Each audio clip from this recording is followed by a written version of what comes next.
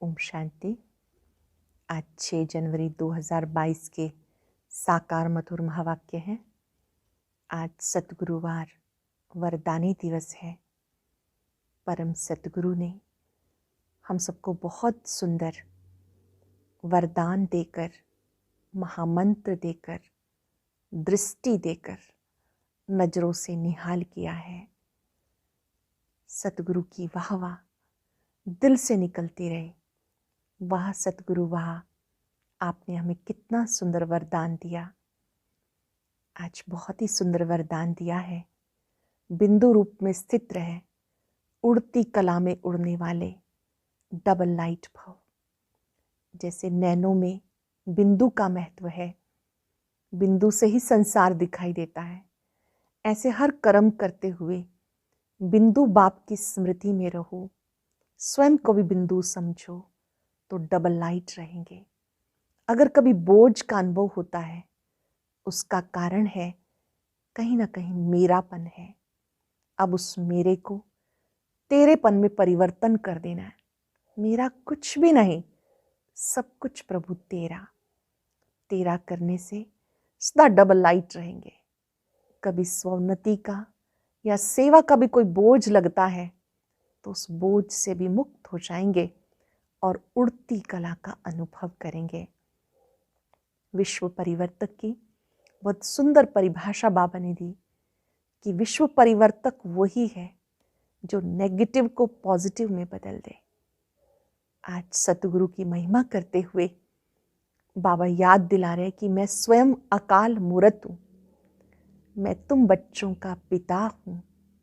गाते हैं तुम मात पिता हम बालक तेरे।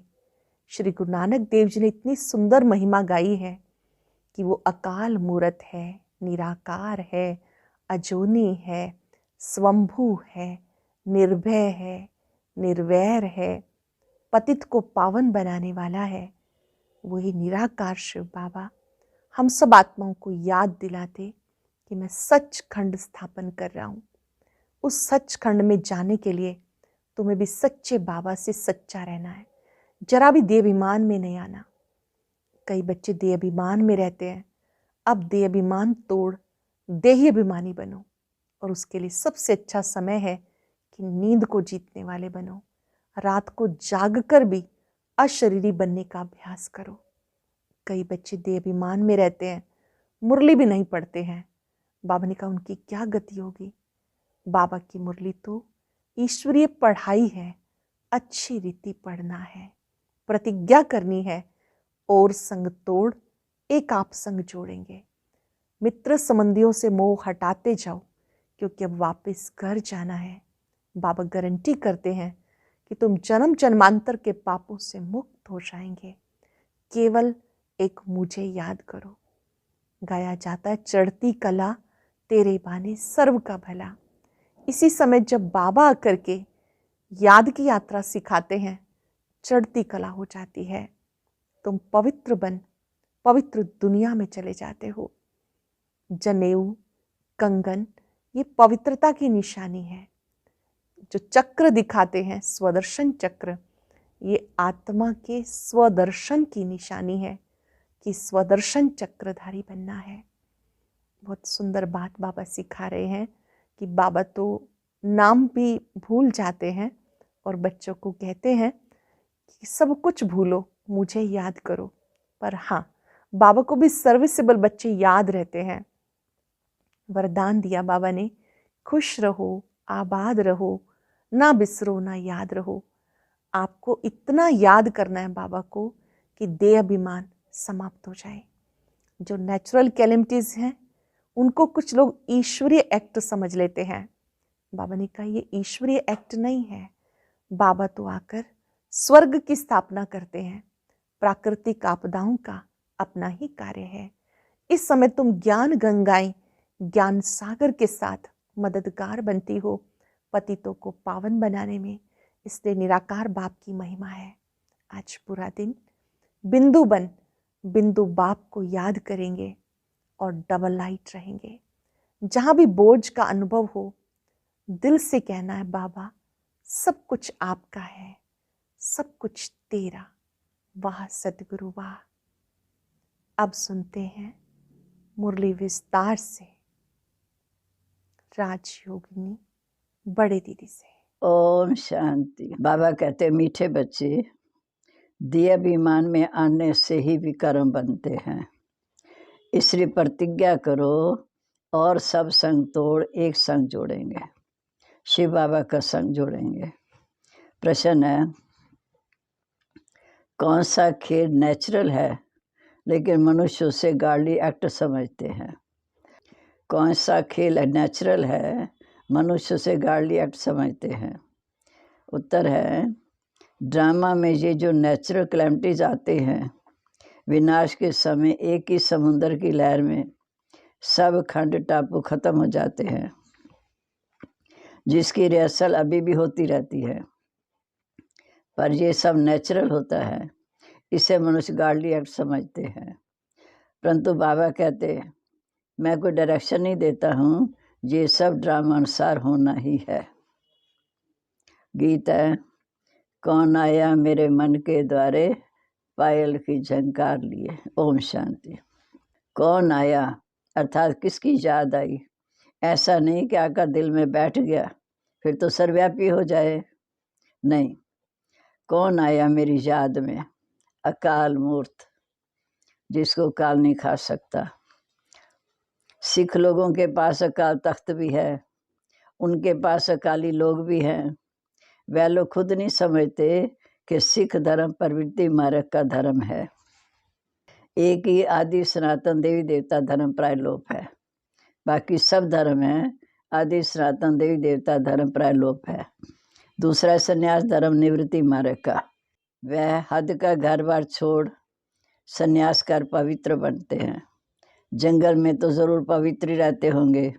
हर एक धर्म की रस्म रिवाज अपनी है, शिक्षा भी अलग है। वह है निवृत्ति मार्ग का धर्म, उसको फॉलो करने वाले को घर बार छोड़ कफनी पहननी पड़ती है। फिर भल वो लोग कहते हैं कि गृहस्थ व्यवहार में रहते भी ज्ञान पा सकते हो, परंतु वो कोई ज्ञान नहीं है। ना सन्यासी ऐसा करा सकते हैं, क्योंकि खुद घर बार छोड़ते हैं और सबको तो कह नहीं सकते। वास्तव में गुरु वह जो सबकी सदगति दे करे, ये तो एक ही है। गुरु नानक जी ने भी शिक्षा दी, वो है परमात्मा की महिमा, एक ओंकार। गुरु नानक जी ने कहा एक ओंकार, परमात्मा एक है, निराकार है, अकाल मूर्त है। तुम का उस अकाल मूर्त परमपिता परमात्मा को ही याद करना है। महिमा करते हैं अकाल मूर्त अयोनि शंभु अथवा रचिता है। निर्भय निर्वैर अकाल मूर्त सतगुरु प्रसाद जब साहिबादी, ये सब महिमा है एक शिव बाबा की।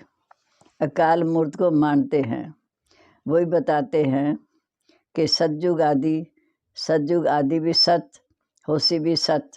फिर ये भी कहते मूत पलीती कपड़ धोए, कि इस समय परमात्मा आकर हमारे को पति से पावन बनाते हैं। बाबा कहते मैं आकर अहिल्याएं कुब्जाएं साधु संत महात्माओं का भी उद्धार करता हूँ। तो जरूर इस समय सभी पतित हैं। अब ये बेहद की बात तो जरूर बेहद का मालिक ही है, बता सकता है। ब्रह्मा विष्णु शंकर भी मेरी रचना है। बाबा कहते ब्रह्मा विष्णु शंकर भी मेरी रचना है। ब्रह्मा द्वारा आदि सनातन देवी देवता धर्म की स्थापना, शंकर द्वारा अनेक धर्मों का विनाश। दूसरे जो आते हैं सिर्फ अपने धर्म की स्थापना करते हैं। ऐसे नहीं कि वो वह गुरु सदगति दाता है। सदगति किसके करेंगे? उनकी वंशावली की तो पूरी वृद्धि हुई नहीं। वह तो ऊपर से आते हैं, उस समय पवित्र आत्मा होती है, फिर आकर जन्म मरण के चक्कर में आते पतित बनते हैं। फिर सदगति कौन करे? बाप कहते मैं आकर आदि सनातन देवी देवता धर्म की स्थापना करता हूँ और अधर्म का विनाश कराता हूँ।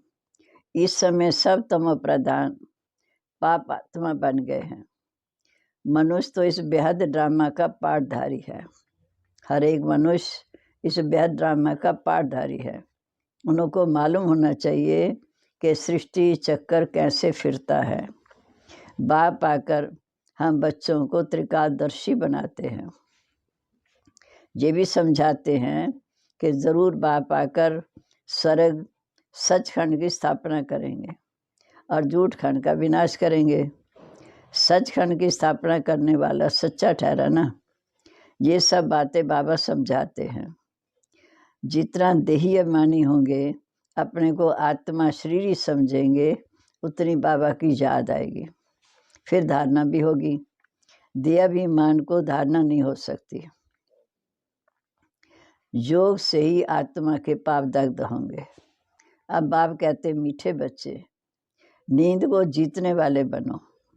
बाप कितनी अच्छी पॉइंट सुनाते हैं, परंतु कई ऐसे बच्चे भी हैं जो मुरली सुनते ही नहीं। बाबा तो सबको देखते हैं, ऐसे बच्चे भी हैं जो मुरली सुनते ही नहीं। पढ़ाई तो मुख्य है, कैसे भी करके मुरली ज़रूर पढ़नी चाहिए। भगवान के माँ वाक्य हैं, परंतु ऐसे भी नहीं कि विकार में गिरते रहें और मुरली मांगते रहें। जब तक गारंटी ना करें तब तक मुरली भी नहीं पढ़ सकते। जो मुरली पढ़ते हैं वही उच्च गति को प्राप्त होते हैं। नहीं तो एक दिन मुरली मिस नहीं करनी चाहिए, धारणा करनी चाहिए। जो ये मुरली रेगुलर पढ़ते हैं वही उच्च पद पा सकते हैं, क्योंकि मुरली से ही सारी शिक्षाएं मिलती हैं, तो वो तभी उच्च पद पा सकते हैं। बाबा अच्छी रीति समझाते हैं, और जो भी धर्म पिता आते हैं वह सिर्फ धर्म स्थापन करते हैं, ना कि धर्म का विनाश। सत्य धर्म की स्थापना, अनेक धर्मों का विनाश संगम पर ही बाप करवाते हैं। जब उतरती कला हो जाती तब आप आते हैं। चढ़ती कला सारे कला में एक ही बार होती है, संगम समय पर। सिख धर्म में अकाली होते, जिनके ऊपर काल चक्र दिखाते हैं, वास्तव में ये है सुदर्शन चक्र। ये भी पवित्रता की निशानी है। कंगन भी बांधते हैं, दोनों पवित्रता की निशानी है, परंतु वो लोग इसका अर्थ नहीं समझाते। जनेऊ पहनते हैं, ये भी पवित्रता की निशानी है। आजकल तो सब कुछ उड़ा दिया, पवित्रता खत्म कर दी। ब्राह्मण कुल है उत्तम, उससे उनको फिर ऊपर चोटी दिखाते हैं, क्योंकि इस समय ब्राह्मण को सबसे ऊंचा है। देवी देवता भी बाद में प्रारब्ध है, तो इसलिए ब्राह्मण को चोटी दिखाते हैं। परंतु पावन तो कोई बनता नहीं। पतित पावन एक परमात्मा आकर सबको पावन बनाकर फिर साथ ले जाते हैं। गुरु तो अनेक हैं, सिखलाने वाले, पढ़ाने वाले, बाकी सर्व का सदगति दाता पतित पावन एक ही है, जिसने पावन बनाकर साथ ले जाने के लिए। बाबा कहते सबको पावन बनाकर साथ ले जाने के लिए मैं आता हूँ। ज्ञान सागर के साथ तुम बच्चे भी मददगार हो, तुम वो ज्ञान गंगाएं। अब वास्तव में ज्ञान गंगाएं तुम्हारी अब पूजा नहीं होती, क्योंकि तुम लायक बन रहे हो। तुम ज्ञान गंगाएं बाप के साथ सेवा में मददगार हो। तुम्हारी इस समय पूजा नहीं है, क्योंकि तुम पावन बन रहे हो, पूजनीय बन रहे हो, पुजारी से पूज्य बन रहे हो। फिर तुम्हारा पुजारीपना खत्म हो जाएगा। इस समय कदम कदम शिव बाबा की श्रीमत पर चलना है। ये सब मित्र संबंधी आदि इनको भूलना है। बाप कहते मैं नई सृष्टि का रचयिता हूँ, परंतु मैं आऊँगा तो पति दुनिया में, तब मुझे पति पावन कहते हैं। तो ज़रूर इस समय पति दुनिया होगी, पावन दुनिया में तो पतित होंगे नहीं। परमात्मा को हेमन स्थापन करना, इसलिए उसे कहते हैं हेमनली गॉड फादर। शिव बाबा को कहते हैं हेमनली गॉड फादर। क्राइस्ट हेमनली स्थापन करते। तुम बच्चों को अभी कोई भी विकर्म नहीं करना चाहिए जो पतित कहा जाए। अभिमान से विकर्म करते हैं। तुम गारंटी करते हो और संग तोड़ एक संग जोड़ेंगे। अब वो प्रतिज्ञा पूरी करो, नहीं तो दंड मिलेगा। ग्रंथ में भी है, चढ़ती कला तेरे भाने सबका भला। शिव बाबा को याद करना, इसलिए बाबा कहते खुश रहो, आबाद रहो, ना बिसरो ना याद करो। परंतु सर्विसेबल बच्चों को बाबा याद ज़रूर करते हैं कि फलाना बहुत अच्छा सर्विसेबल मददगार है। कोई भी पता नहीं पड़ता, मौत सामने खड़ा है। भगवान उवाच, मैं आकर राजयोग सिखाता हूँ, अनेक धर्मों का विनाश कराता हूँ। परम सतगुरु एक है, वह है ऊंचे से ऊंचा भगवान। वह तो ज्ञान का सागर पतित पावन है। यही भारत गोल्डन एज था। भक्त भी समय भगवान को याद करते हैं तो कितनी अच्छी अच्छी बातें बाप सुनाते, उन्हें धारण करनी चाहिए, फिर जो करेगा सो पाएगा। ज्ञान गंगाएं तुम हो, तुम नदियों के किनारे हो। सागर तो कहाँ जा नहीं सकता, परंतु वह तो जड़ सागर ये है चेतन। शिव बाबा तो कहीं जाते नहीं, दूसरा तो जड़ सागर है। उसमें एक तूफान की लहर उठी तो बहुत नुकसान हो जाएगा। समुद्र में तूफान की एक लहर उठी तो नुकसान हो जाएगा। विनाश के समय जोर से तूफान आएंगे, सब खंड टापू आदि खलास हो जाएंगे, देरी नहीं लगेगी।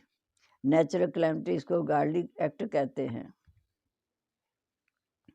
तब कहा कि शंकर द्वारा विनाश, तो गार्डली एक्ट हुई ना। परंतु बाप कहते मैं कोई ऐसा डायरेक्शन नहीं देता हूँ विनाश का, ये सब ड्रामा में नूंद है। तूफान, नेचुरल कैलेमिटीज आदि सब अपना अपना काम करेंगे। कलब कलब ये है, कैलेमिटीज आनी ही है और सब खत्म होने हैं। बाकी एक भारत रह जाएगा, उसके लिए तैयारी हो रही है। तुम वो शिव शक्तियाँ कहाँ भी जाकर समझा सकते हो कि तुम सब कहते हो शांति स्थापन हो, तुम जानते हो कि शांति स्थापन, शांति होगी कहाँ? शांति कहाँ होती, सुख कहाँ होता? ये सब समझने की बातें हैं। अब यह दुख धाम, यही भारत सतयुग में सुख धाम था। आदि सनातन देवी देवता धर्म था। सतयुग है सुख धाम, कलयुग है दुख धाम। परमपिता परमात्मा पहले ब्राह्मण धर्म रचते हैं। ब्राह्मण धर्म में चोटी, बाकी सब धर्म बाद में आते हैं। आखिर तुम्हारी प्रत्यक्षता होनी जरूर है। आखिर तुम्हारी प्रत्यक्षता होनी जरूर है नए धर्म की स्थापना के लिए। अच्छा जी, मीठे मीठे सिक्के लदे बच्चों प्रेत माता पिता बाप दादा का याद प्यार, गुड मॉर्निंग। रूहानी बाप की रूहानी बच्चों को नमस्ते।